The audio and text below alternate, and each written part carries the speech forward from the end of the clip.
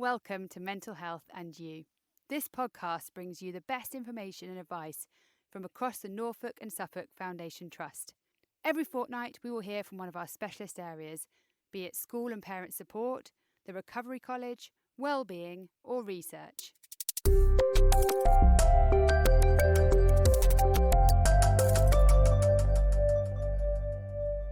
So we're just going to speak a little bit about anxiety today. So I guess to start with, what do you, when you think of the word anxiety, what comes to mind? What does it feel like for you? What kind of words do you associate with anxiety? I suppose I personally kind of associate, worry, being on edge, intrusive thoughts. I suppose that's what immediately comes to mind. Yeah, I can agree with a lot of those words. I think for me, it just anxiety feels like something that maybe once it starts, it's like falling into a black hole that gets like bigger and bigger, Mm. and there's like you don't know how to sort of stop it, and there's like it doesn't feel like there's any end to it.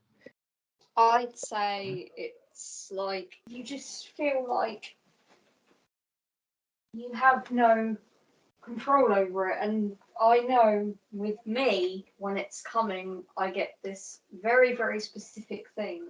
I get this pain that people talk about, like heart and the stomach and the heart racing.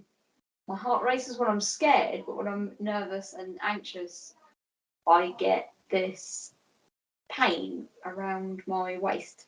And I know as soon as that comes, it's like, Yeah, it sort of manifests physically for me as well. It kind of feels like a pressure on my chest, like I'm being sort of like squeezed around the chest area. yeah. I think that's a really good point Yeah. because it can impact different people in so many different ways, can't it? So for me, if I feel anxious, I can feel quite sick. Mm. But Molly, what about you? Is there anything you wanted to add to that? Like, what I can you think? definitely sort of relate to the sort of physical symptoms as well. Like, often feel like my chest feels tight. Sometimes, like it can feel like I can hear my heart pumping like louder. Like I'm more aware of the feeling of it and the sound. And I think as well, it sort of feels like everything is. I'm not sure how to describe it. Not doom and gloom, um, but like everything is going wrong, Yeah. and kind of yeah feels out of your control, sort of like you said, Grace. And you try to sort of fight it, and it's like, oh god, you know it's once it hits, it hits. There's no point trying to fight it because it's gonna hit. Yeah, it's Oh, interesting you sort of bring that up, actually, saying mm. about fighting, because like sort of similarly, when I was younger, would try and sort of fight the anxiety and sort of try and fight it off and be like, I don't want to feel like this, and be like so annoyed about it and try and deal with it that way. But I found sort of since learning how to manage my anxiety and accepting that it's a part of my sort of human experience, that I sort of work a lot better Yeah. at managing it when I'm sort of in a calmer space, which obviously is the opposite, I suppose, of anxiety. I think the problem I have is that I still try and fight it because I sort of then get into that state of, for God's sake, it's just you. Why can't you just? It's all in your Yeah, head. Why can't you just grow up and get over it? yeah. And I think that's like it can be really hard as well. Like I've definitely had thoughts similar to that, and sort of blaming myself and feeling like I should just be able to do something about it. And it can really sort of put pressure or even cause more problems in terms of trying to sort of learn how to manage that anxiety as well. I mean, it's a kind of double-edged sword because it is you, but I mean, it is you in the sense that it is you and your brain, if you get what I mean. Yeah. Yeah. but it's not you in the sense that in some cases that is a situation that genuinely scares the hell out of you. Mm. Yeah, it's not something that you want to do, but you know it's happening anyway. I think you've both kind of alluded to this through some of the comments you've said, um, Molly and Grace. So there was something around there, I think, around how hard we are on ourselves. So I think, Grace, you mentioned, or when you feel like that, it feels like, oh, what's wrong? Just grow up, and you're putting the pressure on yourself. And I think you mentioned it as well, Molly. And it feels like there's something, for me anyway, around when I feeling anxious, being kind to myself and trying to have that self care, because I get Mm. really angry with myself and I get frustrated and I think like, oh, why am I feeling this way? But it's not something that we can help, is it? And I would never say to, one of my friends, oh, why are you feeling like that? You need to just, feel better. But I would happily say that to myself. And so for me, Yeah, there's you're so something about right. self care there. I don't know if anyone else can can Yeah, relate to that. absolutely. Yeah, So definitely can.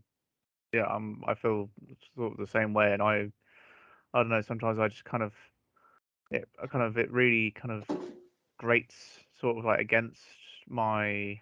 It's mentally draining, and it kind of it makes me feel sort of a bit down and fed up, and I just kind of it's easy to sort of blame myself for it, but of course it doesn't really help.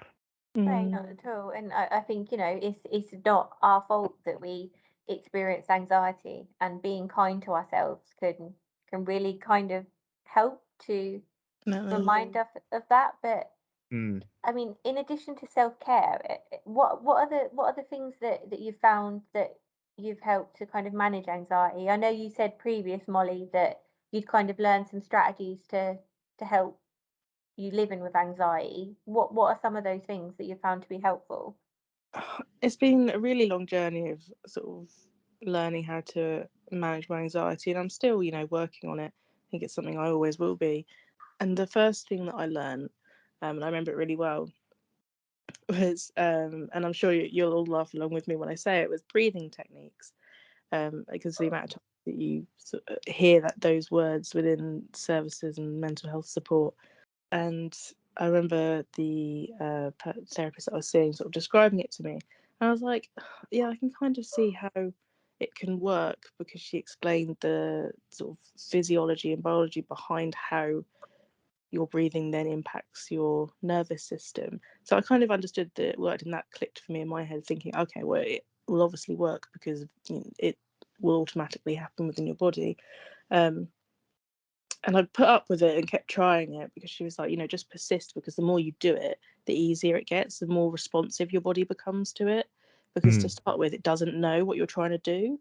But then once it works out that that's what you're trying to do, to calm yourself down, it will do it much quicker. And I think it probably took, like, I don't know, maybe like a few weeks or a month before I really started noticing how quick I could calm myself down from it. Yeah. And that's when it sort of hit me, and I was like, no, this is really helpful. And it was a trek, like, and a hassle to start with, but sort of learning that was really, really good, and like was able to calm myself down so quickly, like, and quicker with each practice. And sort of practicing doing it even when I wasn't anxious was sort of like the main bit of that, because then I could draw on it, and think to do that when I am anxious, because I've already been practicing it, as opposed to, like, I think when you're in sort of experiencing anxiety, it can be hard to think straight. So sort of getting into a habit of doing it when I wasn't anxious was really helpful for me to be able to do it when I was. Sure. Yeah. And I think you hit on a really good point there when you said it took weeks, maybe a month, to find it help. I think when I'm feeling anxious, I want something that works right then and there. And I think that's like what put me off from trying breathing techniques at first, is because they do take a little while to kind of work and for you to know how much of an impact they can have on you. So I think there's something around like persistence of that. So if anyone listening has tried Yeah. breathing techniques and they don't work straight away, sometimes it can just be like Molly said, that you need to try them for a little bit longer to really see kind of the benefits of them. Yeah. But personally, for me, I was just gonna say, it took a bit of practice for me, meditate well and sort of Mhm. clear my mind, which is not well, I've heard it's not an easy thing for a lot of people to do, especially if you're already not feeling great. So I think it's more, it can be more beneficial than people realize. Yeah, it's really interesting actually because I've tried sort of meditation or relaxation a couple of times and sort of couldn't really get my head around clearing my mind. And it wasn't until someone said to me that it's not about keeping your mind clear, it's about being able to bring yourself back from the floating thoughts and being able just to Mm. let them sort of float in and float out and Yeah, not drawing like your attention to them. And I was like, exactly. ah. For me and anybody who knows me, and probably you lot could probably guess what's coming, but the one thing that has really helped me anxiety and stuff, and see, even Molly is Yeah, I couldn't guess, utterly Grace. great for this, and so is James, is Kiss FM. Of course. Yeah, I really like that as well, actually. Like, I find when I'm on my own and maybe I'm getting a bit in my own head, just putting the radio on and listening to other people chat really helps me sort of get me out of my own head. Do you have Mm. Kiss? Yeah. And I remember when I was leaving high school, I was really, really not good. Really struggled mentally. Because I'd been there so long and my high school was so special. Mm. Such a good school. And it completely messed with my body clock, it messed with the anxiety, it messed with everything. And I always remember about 3 days before I left, before I finished, my mum said to me I'd had a really bad morning. I was up at 5, 6 in the morning, not very good. I remember my mum saying to me, if you feel like that, turn Kiss up. And it really did help. And it wasn't actually, not only was it the sound of the music helped, but the rhythmic process of going press, press, press, press, press, keeping your finger focused on that button gives your brain something to, the constant Concentrate process, on. having that goal, pressing that button gives your brain something to do. Yeah. That's really interesting. Like, Very similar to flicking an elastic band. yeah. I've That's actually really got one of them interesting. as I'm glad well. you shared that, Grace. Just the constant rhythmic press, press, press, press, press, press, press. Because you've got that goal, you've got that volume that you want to get Kiss to that is exactly right for your brain. And you're physically pressing, press, press, press, press. You're taking it out on something. Yeah, I can definitely see that.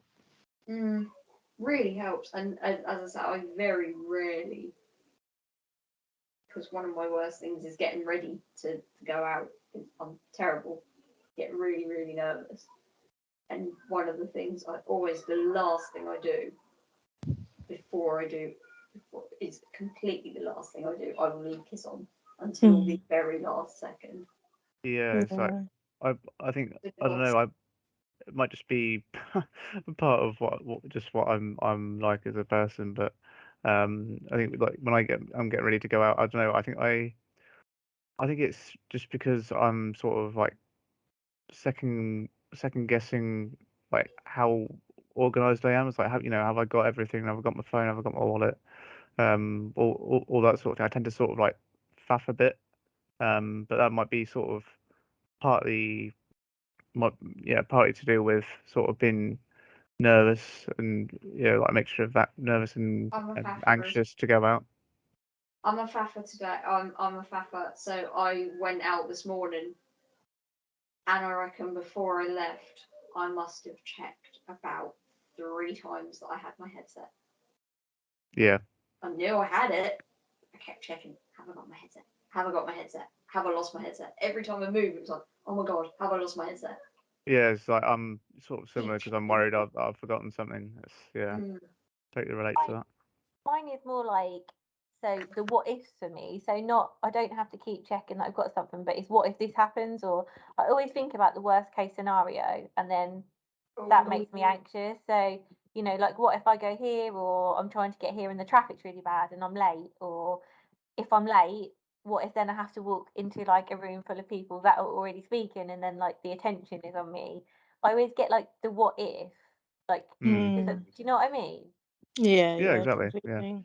And like I think there's lots of these like different styles of or ways of thinking that sort of as like a result of anxiety. So you've got like the what if and the sort of worst case scenario thinking. You've also got like I think they call it like black and white thinking, where something either is going to happen maybe or isn't going to happen, or maybe you know something either is or isn't something, and all these different like thought processes all play a part in sort of that heightened anxiety. And I think for me it was really interesting understanding that sort of theory of things, because I felt they're more able to manage it because it didn't seem so unknown. Mm. Interesting that you said that KISS helps you as well, and that you have KISS specifically. What is it about KISS that helps you? I think I sort of flick between a few stations, but I think I like people that talk sort of more like, I quite like it when people are bubbly, and they have like a laugh, and sort of just chat about random everyday things. And I think that I find that really relatable, and it seems like that I feel like it may seem silly, but even when I'm on my own, but if I have the radio on and you know the presenters are chatting, it feels like I'm not alone, Yes. which that helps a lot with my anxiety. Yes. Yeah, that makes total sense. 100%. It's when it's quite fast chat as well, when it's really fast and loud and it doesn't give you time to stop and think. Yeah. So That really sorry. helps. Just thinking back then to, I guess, before you knew so much about anxiety, or before you knew what it was, or before you'd learned how to kind of manage it, is there anything that you wished, or that you know now about anxiety, that you wish that you knew back then when you started to experience it? Is there anything that you wish you could have learnt sooner about it? I think so many things really. I think it's kind of spending so long childhood and part of my part of when I was a teenager, not not even really knowing what anxiety was, or what that feeling in my chest was, and how I could help it. I only had sort of like I don't know, like a feeling that this or that might help, but I don't, it's very difficult to having a name for it. Yeah. I think has really helped, because it's not just a. I say I don't mean to sort of like make it sound less important, but before it was just a feeling, whereas giving it a name is kind of, and like, yeah, it's easier to talk about, and it helps people. If someone if it if someone knows anything about it, then we can talk about it and explore ideas about it, like we're doing now. Whereas before it was it was just too vague. Yeah, and I think like I felt like I didn't know where the, well, I'll call it the boundary line was between like a normal amount of what I called at the time worry, because I didn't know the term anxiety, and what was sort of beyond that, like whether am I worrying too much, or is this what every other person experiences. I think it would have been really helpful through sort of I don't know if they still call it this, but like PSHE lessons, or things like that, to talk about emotions, and where it's a part of normal human experience to be worried when you've got exam coming up, or worried that if you've got, I don't know, a doctor's appointment, but when that becomes troublesome and the worry starts to get to you a lot of times, or maybe like for a prolonged period of time, and sort of knowing where that line is, and then how you can take steps to sort of change that. So that's like one thing I wish. But the other thing, which would have been so helpful for me, And like I know I already talked about breathing exercises and how they take longer to be more of a support in terms of managing anxiety. Would have been to learn about this. It's called like the mammalian dive reflex, or it's called a acronym being TIP, which is TIPP, a Right. TIP skill, which sort of comes under the bracket of dialectical behavioural therapy, or DBT, as some people might know it. And it's where that as mammals, when our faces hit cold water, our automatic body response is to lower sort of blood pressure and heart rate and breathing. And knowing that I could just, if I was feeling really anxious and didn't know what to do with it, I could just put my face, or even just, my cheeks, into some cold water, and that would automatically calm me because of the way our bodies work, would have Oh been so wow. helpful. Because for years I went on and on not knowing how to manage it and having to feel it for this awful, feeling so anxious for so long, and being having to learn skills that take longer just to be able to have this quick fix when I need it would have been so helpful. Would it Yeah. count if you literally just rub the water on your face, like as if you were washing your face? I think so. I think even like I think discreetly, so it looks like, oh, I'm just washing my face. Yeah, ideally they in the skill they suggest for 15 to 30 seconds, but like before I've got a flannel and put the flannel under cold water till it was really cold, and then just laid it on my face for as long as I could manage. And it does help. Oh wow. I've never heard of that before. It sounds like it could be a really useful tool for a lot of Yeah. people. Yeah, there's YouTube videos. If you put in sort of mammalian dive reflex or tip skill, and they sort of explain it to you in a bit more detail than I have. But yeah, once I learned that just became a huge game changer for managing my anxiety in the short term, while I learned the longer term techniques. Yeah, Actually, it's one awesome. thing I did do, and I was talking about the elastic band technique with the same thing with Kiss.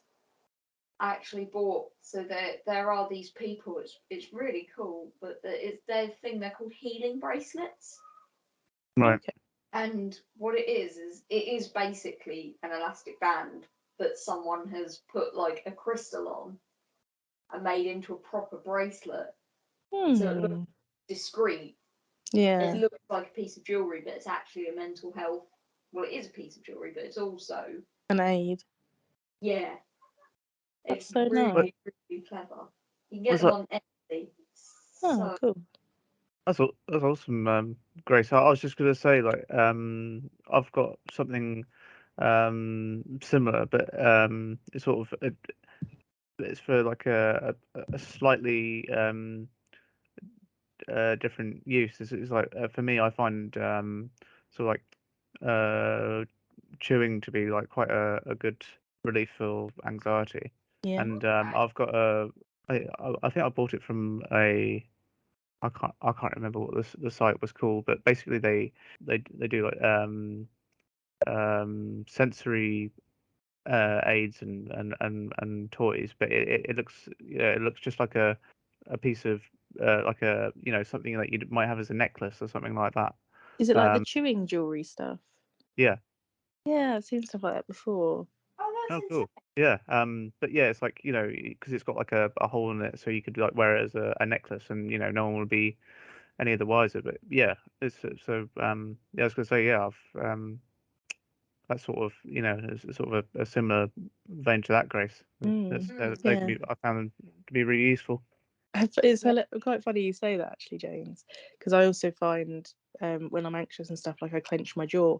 So I tried Mm, like chewing jewelry and stuff to chew on that, so I wouldn't clench my jaw, and also it's better for you and things. And personally, I wanted something a bit more discreet that I could take out, because the mm, ones I had didn't really they were, I think, aimed more at younger children, so the design wasn't quite with the age I was. yeah. Um, and I actually found this water bottle that has like a chew, like sort of mouthpiece. So it's like a Right. straw, and it's been like a game changer.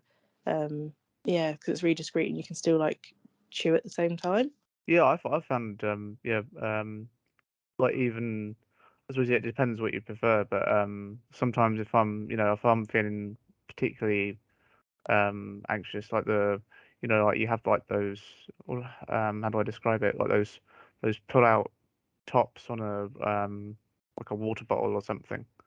It's like, yeah, just something like that can Yeah.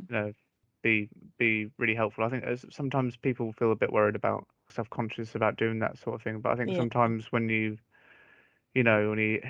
you need something to help you feel better. I don't think you should feel like you shouldn't. Able. Yeah, you should feel able to sort of like relieve yourself from that sort of stress because you're not harming anyone Yeah. else. So Yeah. yeah, I'm hoping in the future people feel more sort of they can feel more open about talking and and Yeah, doing using that whatever sort of thing. they need. I Yeah. definitely agree with that. I've definitely felt self-conscious about using different aids, whether they're for, mental health or physical health or what have you. And it definitely is a big thing to start using any sort of aid Because the other thing in I getting found, over that self-consciousness. Yeah. Absolutely. the other thing I found was, and it was, I will be honest, it is a toy. And I found it completely by accident. All right. It's a thing called a magic flow ring. Oh, okay.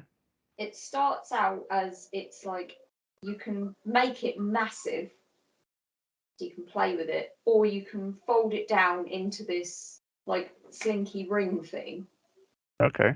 a huge bracelet. Mm. You put it up your arm, and then you like sway your arm back and forth, and as you do, the ring slides down. Interesting. And Cool. it's meant to be fun. It is meant to be a fun thing. It's not a mental health Wait, aid. It is a toy. it could be, Grace. It's like But I think it does. So my little brother had one, and he showed it to me. He was like, "Do you want to have a go with it?" And I wasn't having a very good day, coincidentally, and it worked instantly. Oh, awesome. So the next day, I went out and bought one. Yeah, that's great. Really works. So yeah, that's really cool. I think whatever kind of as long as it's helping you and it's not hurting anybody else. I think people should feel able to Yeah. use whatever they feel they need to use to help themselves feel better. Yeah. And I hope with us doing this podcast and other people doing things to try and be more open about mental health, that in time people do feel less self-conscious and more concerned about societal norms, or less concerned about societal norms in the way that they feel able to use different aids that they need. Okay. So we've spoken a little bit about kind of the things that we can do ourselves to help kind of manage anxiety, but is there anything which, if you're kind of like reaching out to someone or you're talking to like family or friends or supporters, is there anything that you think they can do to kind of support with your anxiety? Honestly, for me, the best thing you can do is literally just be there and either just be or just talk complete and utter rubbish about Kiss FM. Because, I mean, I remember when I was leaving high school, I remember my anxiety levels were pretty bad the last week. Because it was like, it was all change, it was just all chaotic. And I had a morning, I was pretty good. I was really proud of myself. I was like, yeah, actually, this morning's done really good. And I was sat in English, and everything just absolutely plummeted. It was awful. Oh, dear. And yeah, and my best friend was there, and she literally just stayed. She didn't ask any questions. She just stayed in the room, even after the lesson, until somebody was there to help. Oh, that's brilliant. I think really, that's such a really good point, helped. isn't it? Because I think sometimes, like, for me, when I've spoken about anxiety, I think people assume that I want them to give me solutions of how to get it to go away or how to manage it. But I think what you just said, Grace, is right. For me, sometimes I just want someone to listen. They don't need to, try and fix things, but just having that non-judgmental person who I can kind of just get things out to, say how I'm feeling. Or sometimes I might not even feel like talking, but just knowing that that Exactly. person is there next to you and is Exactly. supporting you anyway She, can be and enough. that's exactly what she did. She was just in the room. There was no, it wasn't even a case of listen. She was just there. That really meant a lot. Even now, that memory, just that's why she's my best friend. And No, that's it's brilliant. obviously did have an impact on you because, like you said, that memory Mm. is still there. So I think that's a really important point She to get just across. gets it. What about you, James? Is there anything that you feel has kind of helped from other people to manage anxiety, or that you'd look for if you kind of reached out for that help? I sort of feel similarly to Grace, really. So I think, so I suppose it's something I don't tend to think about too much, but I think because I think it's part of my experience. So I don't know, other people might find useful for me to talk about is so I think I have suffered from some sort of, what would you call it? Some sort of like social, like sort of like, I can't remember what it's called. I think there's probably like another term for it, but it's like social, like attachment issues. So like, you get like, worried when people leave a room and that sort of thing. Separation anxiety. Yeah, there you go. I Yeah. just got it. So I think, sometimes I think when someone's willing just to sort of like hang around, or even just a hug, or sort of like, or just like willing to sort of, even like, if it's someone you don't know that well, and then just like, a bit of small talk, I think that can be helpful as well. But like, I think especially for me personally anyway, if, like, has a bit of separation anxiety, I think that can help with that as well. Yeah. I think you hit on a good point there about just that bit of small talk, and like Grace said, you I think in your words you said speaking absolute rubbish or something like that. Yeah. But I think that can help sometimes, doesn't it? It doesn't need to be a conversation necessarily about mental health, but it could just be No. about your interests or things like that to try and distract you from that moment, and that can really It help is. some people. It is literally like that thing where you felt absolutely. It's like, and it comes back to that whole point of, oh my god, are you okay? Do you want a cup of tea? Do you want a piece of cake? Or whatever. It's like, Yeah. actually, no, I just want somebody just to come and give me a hug and say, what happened in Love Island last night? You know? Yeah. Yeah, for Yeah. sure. Exactly. Exactly. It's like I don't know if this is the time to get into it, but I think it's like especially because you're talking about school, Grace. Like when like the end of like primary, for example. It's like I don't know. I remember, I don't remember a lot about it, but I remember sort of feeling a bit confused and Yeah. anxious about not seeing like the like teachers or like teaching assistants. Hmm. Like like 5 days a week at school. Yeah, that's But really relatable. yeah, so I didn't I didn't know what to do with that information, or what to do about it. So I just didn't. I don't think I talked about it, or I don't know. Did it? Yeah, I didn't say or do anything at all really. But I was like, I definitely like internalized some sort of like confusion and anxiety about it. Yeah. You shut it out, don't you? You're like, oh my god, this is not happening to me. This is, you try and pretend it's like not there. Yeah, it's like they kind of they tell you from like a while before it happens that that's what's going to happen, but it's still it still seems difficult to like Mm. suddenly not have, it's when in our primary schools, you tend to have only like one or two teachers like per year, and sometimes you're lucky enough to stay with the same teacher, especially if you like them.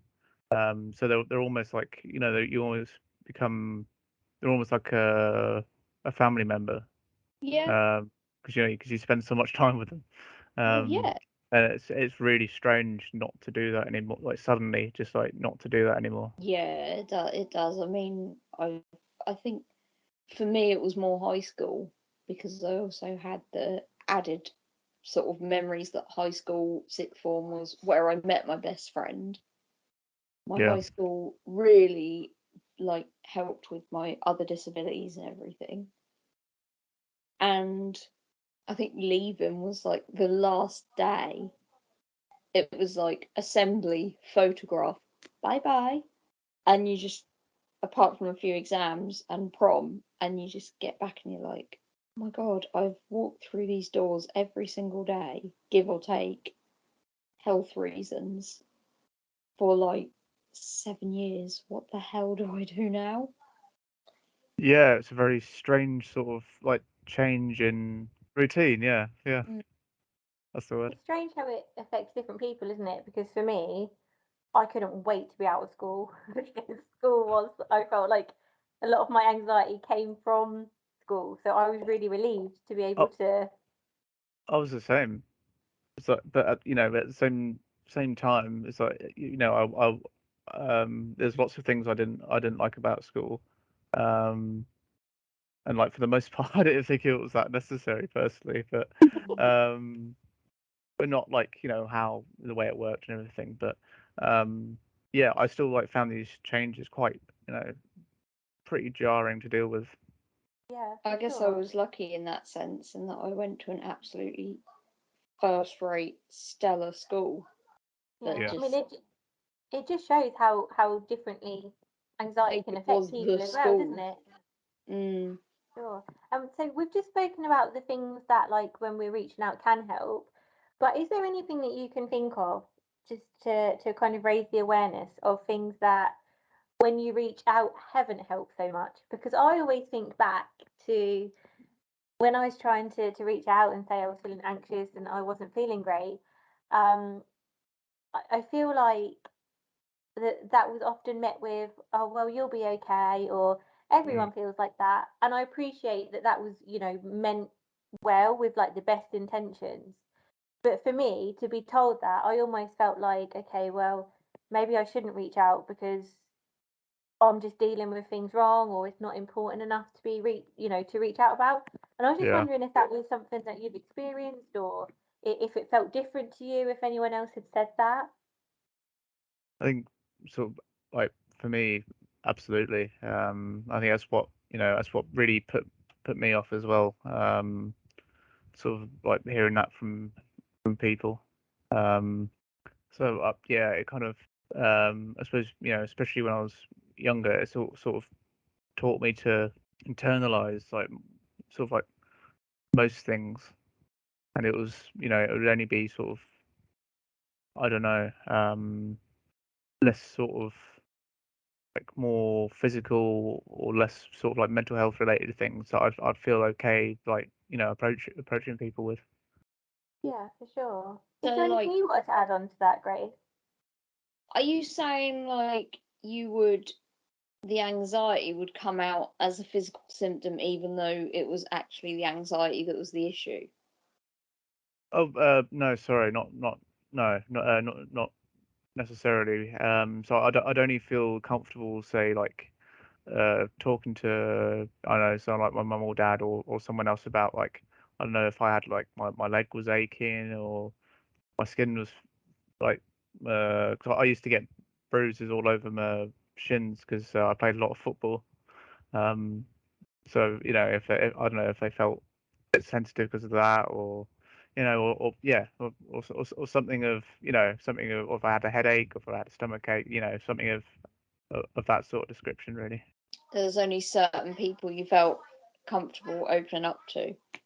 Well, there's barely anyone that I would sort of talk about Yeah. like you know um I was like worried about this, or I was confused about or I felt like like anxious and confused about this situation. It's like, how am Yeah. I, how am I supposed to look at this? How am I know no one's supposed to feel a certain way about anything, but like, sort of talk about my feelings about a situation and sort of try and sort of Yeah, clear them up a bit.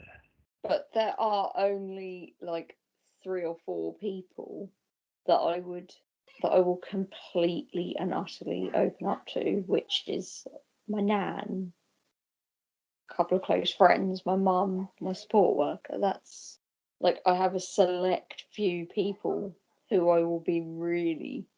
Other people just get like a, yeah, I'm okay, or like a non-committal. Oh, hey. Yeah. For sure. And it takes time to build those relationships, doesn't it? And I think Mm, that's important to remember. Like the first time you're meeting someone, especially if it's therapy to talk about what it is that's bothering you, we might not feel like you can open up straight away because those relationships take a little while to kind of progress. And it doesn't mean that you don't want to kind of be involved in that, but getting that trust and knowing that you oh can open yeah, up can be a really big thing in the first place. oh yeah. Yeah. And I think something that we've spoken about before as well is that feeling of you kind of, you feel like you're doing well, you feel like you're managing anxiety, and then you might have that day where you're starting to feel a little bit more anxious. And to me, I'm so hard on myself because I think, oh, I've been doing so well and now I'm feeling anxious and I feel like I've just gone back on all the work I've been doing. And it's only Yeah. been recently that like I've realised actually I haven't gone back on all the work I've been doing, but like I'm still moving forward, and it's okay to have those days where we feel particularly anxious. And Yeah. I don't know, is that something that you both feel? Oh yes. Yeah. Absolutely. I think Oh sometimes, yeah.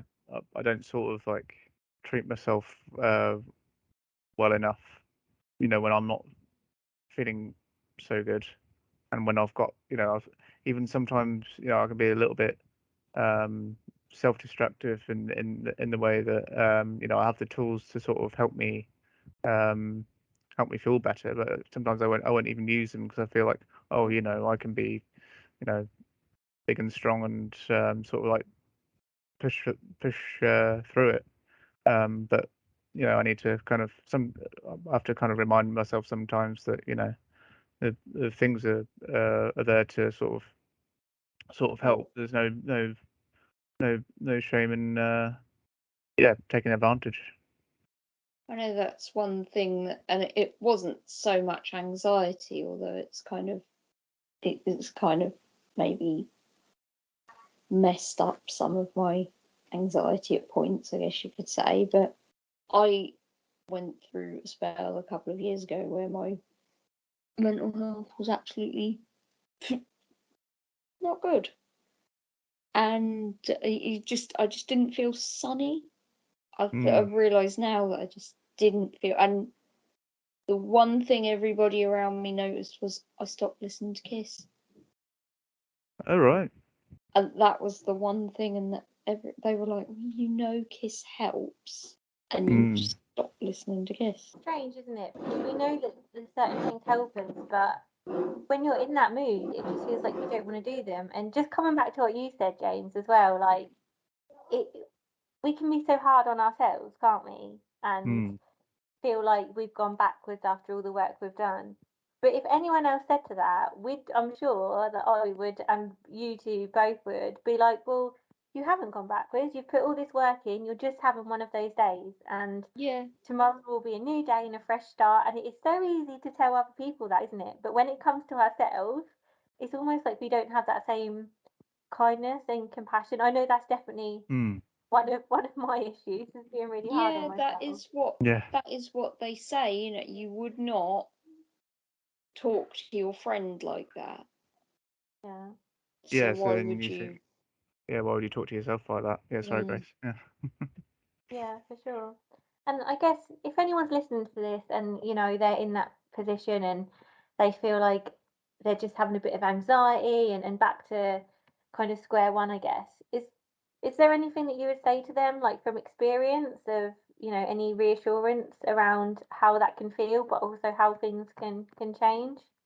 I would say I know it's probably easier said than done, but the one thing that I found helps is if you can, either to keep plugging at what you're feeling anxious or naff about, if you need to, or if you can't, get on with another task, go back to it. If not, get on with another task, go back to it. Because I know for me, one thing I can get quite anxious about is stairs. Mm.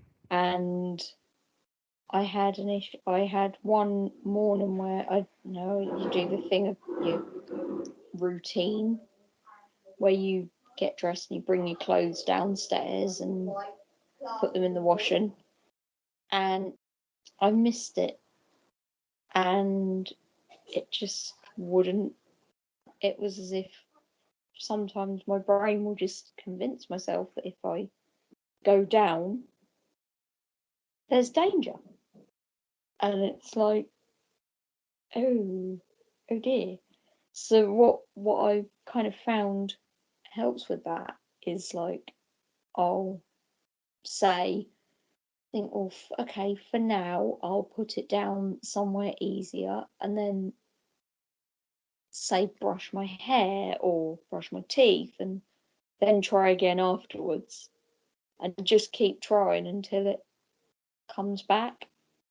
Yeah. I think that's a really good point you hit on there. It can be that association sometimes, can't it? If something has happened before, then that association can be so strong that that's what we think about when it comes to that again. Yeah. Mm. It's like I think it's for I think it's for a very different reason, but yeah, I actually I can kind of relate to that actually, Grace, because I think because with my shoulder injuries, it's actually affected the way that I can kind of my body knows where it is in space, if that makes any sense. Oh God, yeah. Yeah, like kind of like Oh, that sucks. orientation. Yes. So I actually have like was sort of like I can't remember exactly when it started, but I've had like way more trouble with because I'm a little bit afraid of heights anyway. So so I've had trouble with going down like stairs and like sometimes like especially escalators. Oh God, I hate them. Yeah, it's like I have to. It took me a while to like because before I had to kind of like stop at the top of them and then like kind of really sort of like gingerly find a step I could get on, Yeah. like rather than just sort of like walking up to it and stepping onto it. Mhm.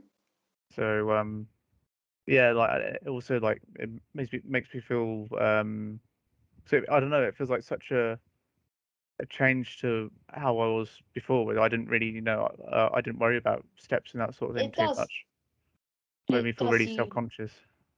It does me. I know, like I can be really, really like quick and fine, and then I'll have one where I just get to the top and just paralyze, and it's literally like really primitive. It's like if you go down there, you're gonna fall and hit your face or something. It's like Mm, oh no. I yeah. think it just shows that there's so many different things, isn't there, that can have an impact on people, and we're all so different. And I think, like we spoke about before, is trying to find those things that can help, whether it is like you said, Grace, coming back to something a bit later, or just having that time out to have some breathing space or some mindfulness. It can all be so different. But I guess we're coming to the end of the podcast. So, is there anything that we haven't covered that for anyone listening who is trying to manage anxiety, anything that you'd like them to know? Any tips or any kind of final words on this? Pretty much, you're fantastic. You got this. Yeah, it won't win. It sucks in the moment, but it's just a moment. Yeah, it's always just a moment in time, just take it. If you need to, just take it one sort of, even if it's a second or 5 seconds at a time. Just take it one step at a time, and you will get through it. And like I was going to mention this earlier, but if you've got a list of, whether it be physically or in your head, of things that you know will help, even if it doesn't feel like the right thing to do at the time, it's like sometimes, like, just kind of push yourself to do it, even if it doesn't feel right at the time, and it might really make you feel a lot better. Well, thank you so much for listening to our podcast on anxiety.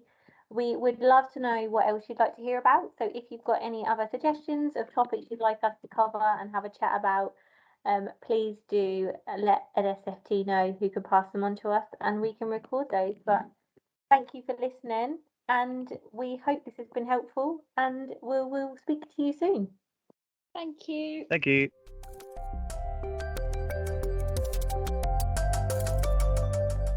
Thanks for listening. Please do subscribe. It's free and means the podcast will automatically download every fortnight. Do rate and review Mental Health and You, and follow our social media accounts. They're all in the show notes. And more than anything, look after yourself.